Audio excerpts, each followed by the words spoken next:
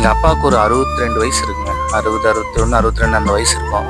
So இந்த வயசில் எனக்காக வந்துட்டு வர சொல்லி தேங்காய் மரம் ஏறி தேங்காயெல்லாம் பிடுங்கி உரிச்சு வச்சு, அதே மாதிரி மாங்காய் மரம் ஏறி எனக்கு கூட அதை டச்சு விட்டு போயிடுச்சு. ரொம்ப வருஷம் ஏறாதனால என்னால் ஏற முடியல.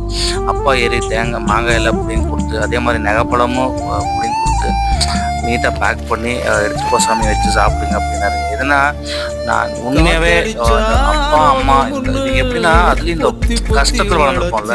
நம்ம தான் ஃபஸ்ட் ஜென்ரேஷன் டிகிரி முடிச்சிருப்போம், வேலைக்கு வந்திருப்போம். அந்த அம்மா அப்பா எப்படின்னா நம்ம எவ்வளோ கஷ்டப்பட்டாலும் பரவாயில்ல, நம்ம குழந்தைங்க நல்லா இருந்தால் போதும்.